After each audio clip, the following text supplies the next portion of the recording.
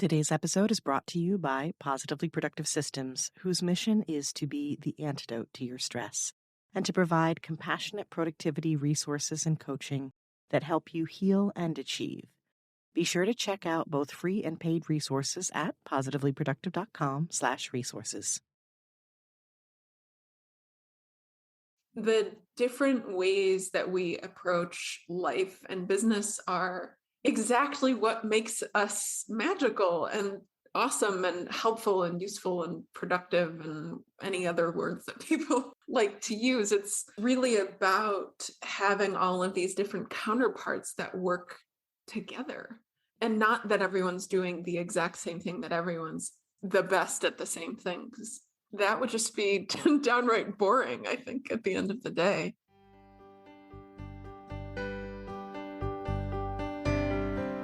You're listening to the Positively Living Podcast. I'm your host, Lisa Zawrotny, founder of Positively Productive Systems and a coach certified in time and stress management, helping clients make space for what matters most in their lives. Join me each episode and we'll talk about decluttering, stress management, habits, personalized productivity, gratitude, and so much more. I understand the overwhelm of life because I'm a wife, mom to kids and cats, and a former caregiver. I'm here to help you choose what's right for you so you can do less, live more, and breathe easier. Sound good? Let's get to it.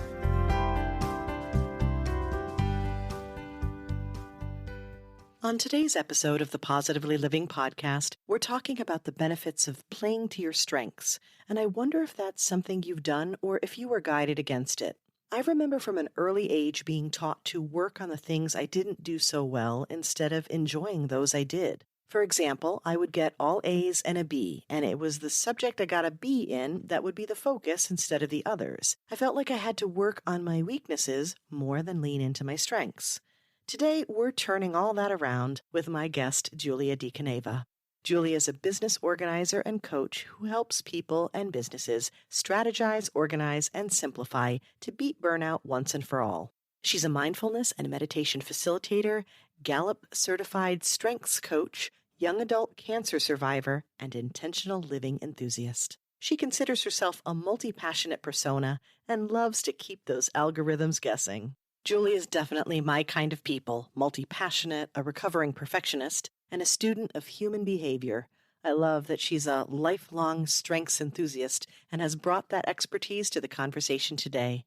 We dig in deep, which you know is my favorite thing and, ironically and appropriately, a strength of mine. We discuss what strengths are, the psychology and challenges behind using our strengths, which you might not expect, and an easy way to assess our own strengths without a coach or a quiz. One of my favorite takeaways from this conversation is Julia's definition, via Clifton Strengths, of a weakness. It is not at all what I expected and definitely flips the script in an incredibly encouraging way. In our conversation, we cover familiar topics like authenticity, being in flow, and finding support that complements what you do.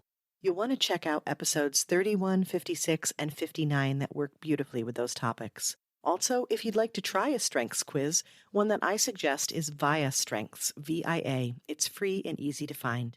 I mentioned some other personality assessments in this episode that I use with clients. To make it easy for you, I have a list with links directly to them, in addition to plenty of other resources in my free resources library. Head to positivelyproductive.com/free. Welcome, Julia DiCaneva, to the Positively Living Podcast. I'm so delighted to have you here today. Thank you so much. I'm delighted to be here. Well, when we first spoke, we found so many things in common. It was going to be one of those things where it's like, let's pick one thing that we can focus on, the ultimate challenge of the multi-passionate, right? And bring that to life in a conversation. And I can't wait to get into strengths with you. But before we do that, would you please share a bit about who you are, who you help, what lights you up in this world? Yes. I'm Julia, as you mentioned, and I am a business organizer and life coach for small business owners. And I'm an intentional living enthusiast and a kind of everything enthusiast. I love human behavior. I love people. I love sunsets and sweet potatoes. And yeah, I just think it's so beautiful to work with people on all of these parts of being human that we didn't seem to learn in school. That seems to be the through line that I'm finding. So I'm a former professional home organizer and graphic designer turned coach. So I try to bring those lenses with me. I'm also a young adult cancer survivor and bring those lessons with me into my coaching and all of my musings as well. Yeah, our parallels are really striking just in terms of the organizing background, but also I would say the attention to and almost the appreciation for the grief and trauma elements of life and understanding that and bringing that to how we view life. And like you said, the different lenses that we bring. And of course, you use my favorite word, intentional. And I'm going to give you 1,000 bonus points to start because you mentioned food.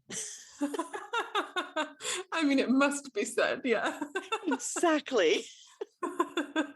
So, given that, you've had multiple careers, so many experiences. As I mentioned when I welcomed you, we definitely have this multi passionate thing, in common. So, with that, one of the things that you have, I guess, hit upon in all that you do is this understanding of strengths. And you are a Gallup certified strengths coach, right? I am. I didn't even say that. It is. It's a big part of my coaching with people. Yeah. It is. So I would love to dig into this idea of strengths. And before we even get into like what we're doing with them, let's talk a bit about, what they are, because I think people talk about it and it seems obvious, but I've come to learn that the things that seem obvious aren't always. So what exactly are they and how do they either differ or are similar to interests or passions?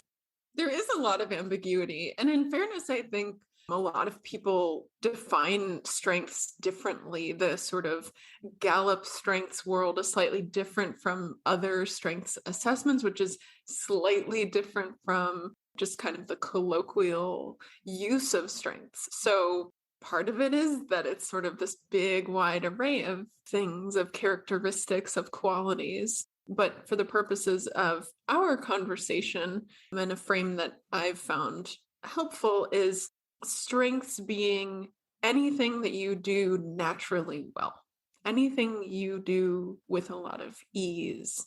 And from my perspective, and also kind of in the Gallup sphere, strengths being something that they're not improvable or losable. Like they just are inherent to how you move through the world.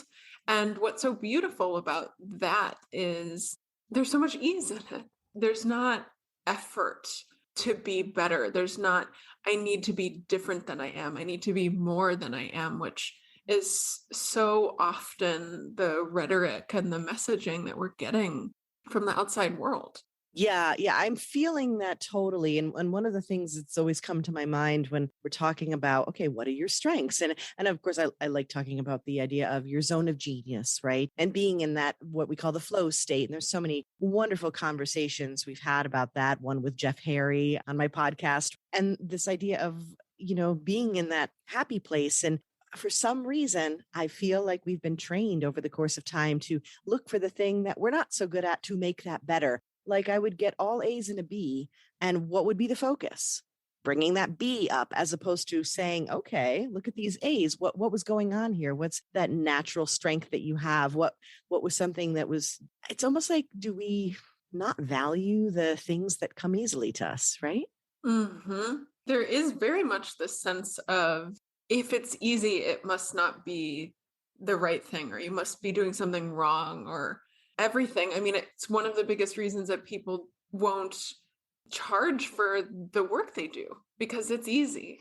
Right. They're not realizing that just because it's your strength doesn't mean Yeah. it's my strength. And I'm sure you've found this so many times where it comes so easily to you to organize and make sense of things. For me, I find it's so like natural for me to connect the threads of someone's life because my focus is to help with the balance and the harmony of the business and the home, right? And balancing the family time, the business time, and how does that all interact and intersect and engage. That comes naturally to me, but there's a reason why people come to me. It can be a real challenge if that's not something that you've really thought about much, or you're maybe too close to the situation. I mean, there's so many reasons why we need to step back and ask for help. And for those of us where it comes naturally, yeah, you're right. We do want to discount that somehow. Yeah, and I think there's also this idea in what I would call a strengths-based approach to life and business, where you're trying to lean into what you're naturally good at in order to find ease, in order to take sort of the path of least resistance. And there's no shame in asking for help on the things that you don't do naturally well. I think the perfect example of this is if we dial us all back thousands of years and we're living in tribes out in not in houses maybe or some kind of structure, but humans live in community with one another and everyone plays a different role in that community. I was just saying yesterday with my therapist how I think it's so interesting that everyone wants to be a morning person and being a night owl is so problematic societally. And I'm over here like, someone needs to keep watch over me when I fall asleep at 10 p.m. and vice versa. When I'm awake at 4 in the morning, I want someone from the tribe out there keeping watch over me, and just understanding how the different ways that we approach life and business are exactly what makes us magical and awesome and helpful and useful and productive and any other words that people like to use. It's really about having all of these different counterparts that work together, and not that everyone's doing the exact same thing, that everyone's the best at the same thing, because that would just be downright boring, I think, at the end of the day. Well, exactly. And I think that the whole idea of collaboration and partnerships is this idea of finding complementary people, and not the, hey, have I told you you look good in blue kind of complimentary, but the kind that balances you out, right? We look for that in relationships. We look for that in teammates, right? We hope for that in group projects, but that's a whole nother story. It's like Murphy's Law of group projects. Yeah. That's a whole nother discussion I was just having with my kids. But we want to have, and again, that kind of comes down to the balancing and the idea that then when you're working together, then you get to that point that I absolutely love, which is the whole is greater than the sum of the parts. It's where the magic is, really. And I think I've carried a very deep sense of a strengths-based approach through my whole life, in part because I have an identical twin sister. And so we're the perfect psychology study of comparison, of competition, and yet we were not competitive with one another. We were both highly competitive with the outside world when we were younger in particular. And I think that is the perfect reminder to everybody that someone could have the exact same DNA as you and still have different strengths and really bring forward a different perspective that brings so much value. And then the two of us together are better than just one of us, to your point just now. I get so jazzed when people want to get on board with acknowledging their strengths, learning their strengths, and really leveraging them to live a life that feels more fulfilling, more easeful, all of the spacious words that you can think of that people are really looking for. Contentedness can be found through strengths. Yeah, I mean, all those words feel so good. So I think the first thing we need to do, it sounds like the first step is let's get out of our own way and let go of these odd notions that the path of least resistance is somehow not a good thing. Nature does it. Why is it not good for us, right? Mm-hmm. Where does the water flow? Okay, the path of least resistance. So that's step one, right? Letting go of that idea that it's got to be difficult for it to be valuable, right? So then when you step into it, we're talking about ease. That's a wonderful thing, but there's that other part of it that you've started to talk about, which is the satisfaction and the contentedness, the happiness, right? The positive psychology is showing that when we play to our strengths, right? When we are in that zone of genius, when we're happier, we actually become more productive. We do a better job at what we're doing. So it's this wonderful like positive feedback loop going, right? Hmm. Absolutely. I often refer to brains as dopamine junkies because at the core of it, I think they are. But we can really use that to our advantage and use it with intention to understand that we can find a sense of joy and happiness and fulfillment and dopamine hits through the dopamine when we're engaging with our strengths. It's when we're going against our strengths that we feel that resistance. We feel just that slog when you're just trying to square peg round hole kind of feeling. And I think that's a good point too, because when we think about training ourselves, let's say training our muscles, and we talk about resistance training, that's a good thing, right? Hmm. Because we're building muscle. But in this case, when you're going against your strengths, when you're trying to do something where there's resistance, and that kind of gets into the world of authenticity, right? And is it true to you? And it's not just about whether or not you're good at it, but whether or not it feels right for you, if it makes sense. Are you trying to do something that's just not you? That is, no matter how much you do that, that resistance is not going to build something other than frustration. Amen. It really is just like the quickest path to suffering, as they say. And I think that gets back to that quintessential point of we became a society of performance reviews at work are, well, you're doing these three things, but you already knew you were doing those well. What are the five things that you aren't doing well? And it's like, well, wait, who cares? Isn't that the point of having a team? I mean, at some point, that's where delegation and community comes in. Pick up all the pieces. I could see addressing that in that way. And so maybe that's our takeaway, right? Is that when we say, all right, I'm looking at my strengths and I loathe using, it's easy for me to say, words like weaknesses because it sounds negative, but whatever the balance is there, the opposite, the whatever. So we have things that, come naturally to us and things maybe that don't so much and that have that resistance. And we know that's maybe not the best place to play. Sometimes we have to. So if you go to like the book, The Big Leap, we're talking about the zone of genius. You also have your zone of excellence. You have your zone of competence, right? And so forth. So sometimes we have to play in those areas, but I think it'd be really interesting to have the conversation where it's not like, okay, I'm not good at that. It's like, how about here's where I'm really good. And so it'd be great to stay there.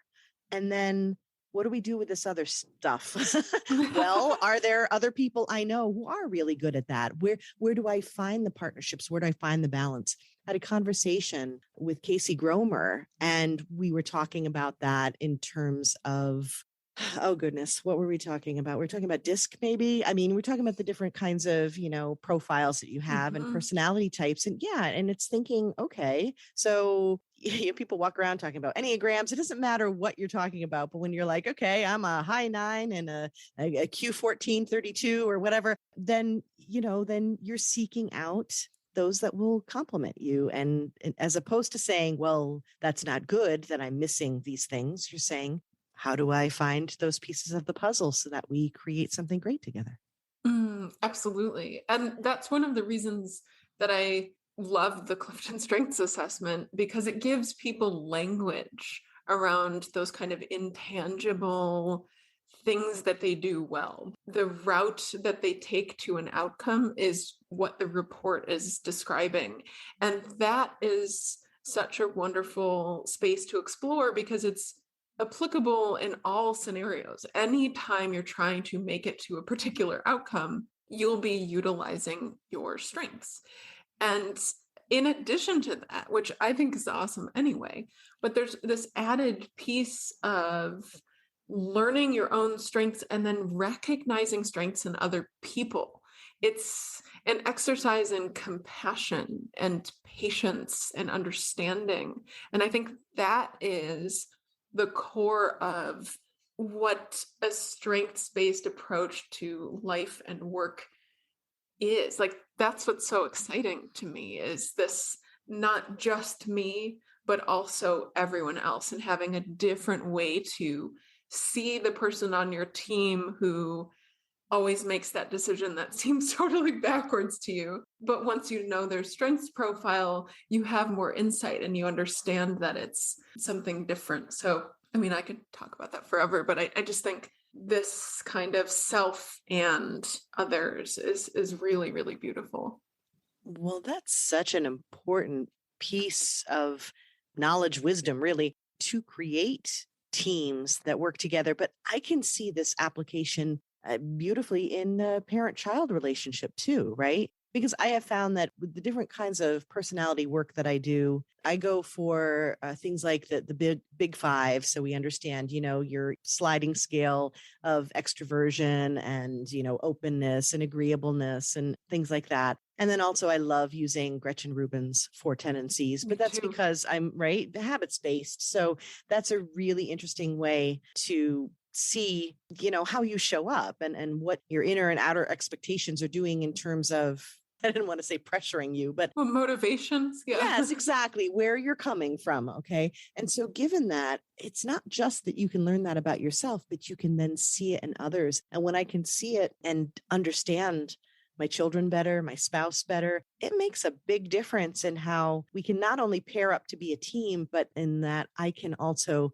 empathize, sympathize. I can maybe not blow up like too crazy, Hmm. it's leaning into not only your strengths, but other people's strengths in a way where you can not only work well together, but you can be able to take a breath and not overreact.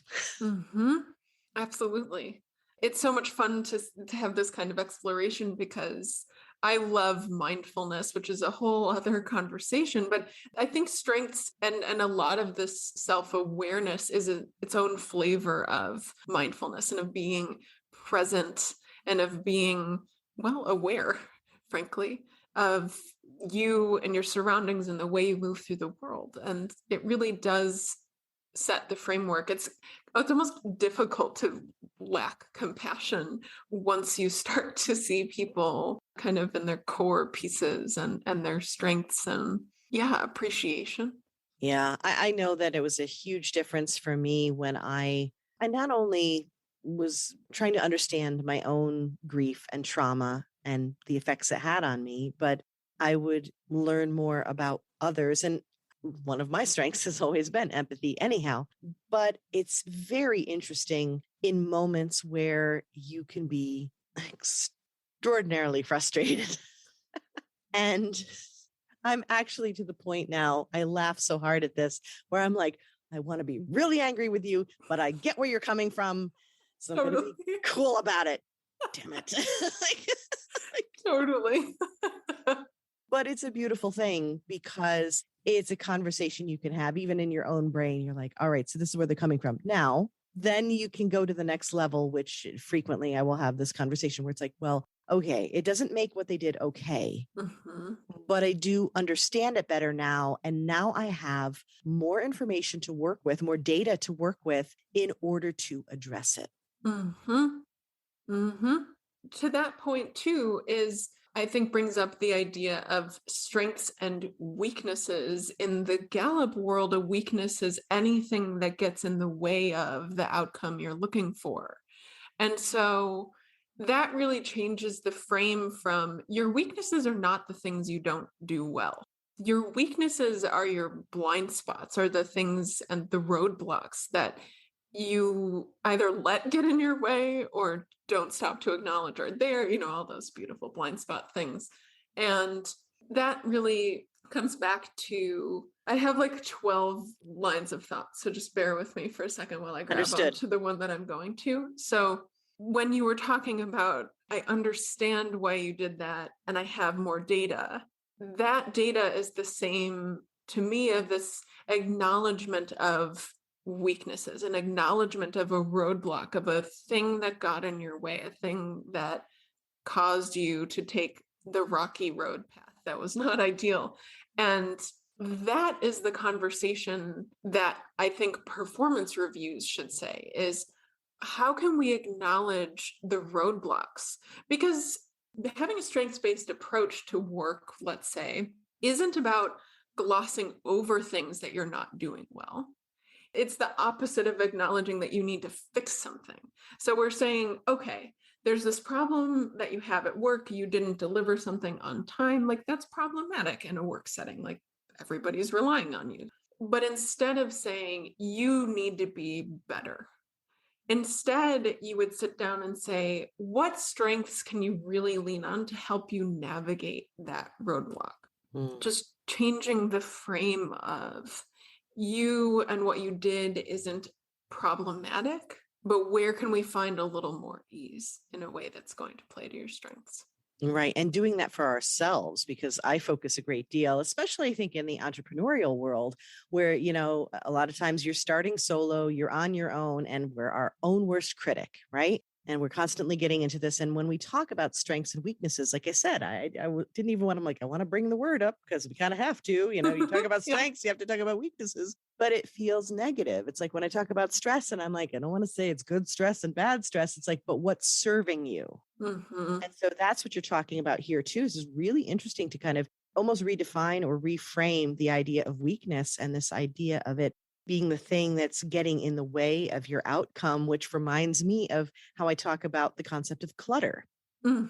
Clutter's what gets in between you and the life you want to be living, per Peter Walsh's quote. I live for that quote because it opens your mind up to the idea of, okay, what is that? And it's not like, oh, I should feel shameful because I have this clutter. And it's not putting all the meaning that we love to put on stuff. It's like, it's a roadblock. It's a hurdle, it's getting in the way. What do we do next? I think there's something inherently demotivating about feeling like you're bad at something. Yeah. Feeling like you're not doing a good job, because you can put in 100% effort and not get 100% output out of it. And that's totally okay. At least and I went to a very rigorous high school in particular. And all I really learned through college was how to get better at stuff that I was just not good at. And it never clicked for me because senior year I was in calculus, and I have a very notable learning deficit in math that is apparently the more socially acceptable learning deficit. I'm exploring this world of, anyway, it's a whole other conversation. But being in calculus, I tried so hard, and I worked at least once a week, if not every day, at lunch with my teacher to get up to speed. We'd go over tests together. I'd do problems and it would work out. And then I would take the test and I would do so poorly that my dear teacher, who I adore, would just straight up not grade questions because he didn't want me to completely fail, because he just was like, it's sort of an acknowledgement of my effort. But that was the first really clear example to me where I'm like, I am trying so hard, but I'm not getting what school would want me to get out of this, which would be an A. But I am really enjoying learning all of this kind of a mindset. I think of calculus like a mindset. And I really liked that. And I really liked calculus. I had this dissonance between I like doing it, but I'm not good at it because the outcome that I needed to be getting was an A, as opposed to the outcome now if I were to sit down and do calculus, which I haven't done, but maybe I should now. The outcome for that for me would just be to enjoy the process. So the outcome has become different. It's framed differently. And that is an acknowledgement of my strengths, and also the fact that, is it serving me? Does it really matter? Yeah. And I mean, all those things, the things that you're touching upon here and talking about the outcome, the fact that the effort and, the outcome aren't necessarily going to connect. I mean, you certainly hope for it. Most things in life, you put in so much effort and you want the outcome to be there, but sometimes it just isn't. So the idea of trying something and releasing the expectation of the outcome, right? That's such an important practice. And the other part of it, I'm thinking, is with habit development, I constantly coach the idea that you need to praise and reward and celebrate the effort, not the outcome. Mm-hmm. let's say you're like, I'm going to drink this amount of water every single day, and you don't. And then you're like, oh, I failed. It's garbage. I'm garbage. It's like, as opposed to, I put in this effort. I, made my list and I got 4 out of 5 days. And, it's looking for the things to celebrate. And the fact that you tried, there's effort in there, and that needs to be celebrated. But yeah, all of those things, it connects so beautifully to so many of the things that we we discuss here, and I absolutely love it. Coming back to this idea of strengths, leaning into them, how do we discover them? Okay, so you have particular strengths tests that you can take, like you said, that give us language. What could we do next to be like, okay, I think I know what they are, but let me dig into this further. What would we do? Yeah, absolutely. So, just short of taking some of the assessments and gaining some additional language, just really coming back to a good quality list. One of the ways that you can actually identify strengths is by tracking your time, and your time, not only what are you doing, but how do you feel while you're doing it, and noticing patterns around that. Because sometimes you just like what you're doing for some other reason, but oftentimes you end up with these through lines. If you understand, oh, I really liked this craft that I'm doing because it plays to my strengths. Like there really are strengths there, and that's what makes it so enjoyable, et cetera, et cetera. So tracking your time is actually a really good way to understand your strengths.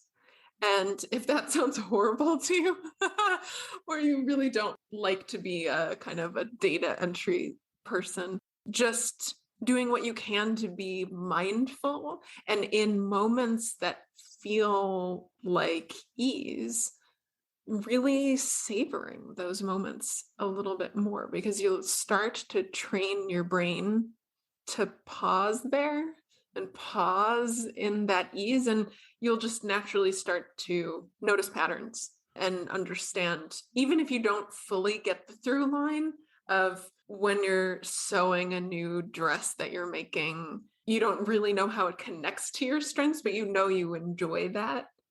Just holding on to that enjoyment will get you one step closer to being able to replicate and understand what your strengths actually are. Okay, yeah. So this is, looking for the patterns, reflecting, pausing. It's just a bit more of the just pay attention to what you're doing, and look for those moments that do feel like those words that we've already talked about, the ease and the fun and the flow and stuff like that. And just try to start noticing them. And I would recommend, maybe in addition to that, because it never hurts, would be a little bit of journaling about that, Yes. right? Even just saying your day, like as you're celebrating, you can probably find some of this data. We're talking about data, but Hey. okay, I'll call it something else, information. I don't know, but you could find that in, if you're doing a gratitude journal too, if you're celebrating Mhm. things, you can find it in a lot of different places. But I think that the step there is look for it, right? You can also do a slightly amended version of the time tracking too. If you keep a to-do list somewhere, you can thumbs up or thumbs down the thing on your to-do list once you've finished it. Oh, I like that. So you get a quick visual of where the thumbs ups were and the thumbs downs. Yeah, and that's a really easy way to just go through what you already had listed and be like, that's a yay or a nay, a yay or a nay. I love that. Great tip. Hmm. Okay, so we have talked about strengths and weaknesses, and we've talked about ways that we can discover them and why it's important to lean into them. Is there anything else that we're missing that you want us to walk away with today in terms of thinking about our strengths? I mean, I think the parting takeaway is you might notice your strengths in the most unexpected places. So just keep your eyes peeled. I like that. Ooh, that's fun. It's like a surprise. Okay. Now, before we have a little more fun with our rapid wrap up, I'd love it if you would tell us where we can find you online. On the interwebs, you can find me on Instagram at life.coach.julia. That's where I am often, or at my website, which is julia.coach. Okay. And I'll have those links in the show notes. Are you ready to have a rapid wrap up? I am. Okay. All right. Please fill in the blank. A song that lifts my spirits, makes me dance is. Salt Shaker by the Yin Yang Twins. That is absolutely phenomenal. Tell me I can find that on Spotify and I'll put it Yep. on the Positively Living Podcast Spotify dance playlist, volume 3, for us to shake our I love salt. this. I love it. Okay. A quote or mantra that inspires me that I love to share. A mantra that I've adopted is I am doing enough. I love that so much because I truly believe that this idea of not enoughness is what drives so much of our suffering and our shame and our struggles. And so if we can pour into ourselves that we are enough, that we're doing enough, it's going to elevate everything in our lives. Beautiful. All right. How about a resource? It could be a book or an app that's just made my life better. Really like the habit tracking app called Done. I think their interface is really simple but robust enough, and it can help you be the little reward when you're trying to add a new habit, or also conversely, a reward when you're trying to eliminate another habit. That's how I started meditating every day, is like check, check, check. And now I'm just stuck on it. So I just keep every day, keep doing it after I meditate. Oh, I love it. Yeah, trackers, it can really encourage you to keep a habit going or keep the elimination of a habit going. So it's called Done. It's called Done. It Okay. is. I will locate that, see if I can get that in the show notes so we can find that as well. All right. Last, but most certainly not least, what or whom are you grateful for today, Julia? Well, I want to say everyone. I am feeling community, I think, is the right answer for today. You know what? The right answer is the right answer for you. It's what you're feeling. That's beautiful. Well, I am most certainly grateful for you that we connected, that you joined me today to talk about this. I love conversing with you and I love what you've brought to us. I want to thank you so much for shining your light in this world and for sharing it with us today. Thank you so much for having me. And likewise, it's mutual.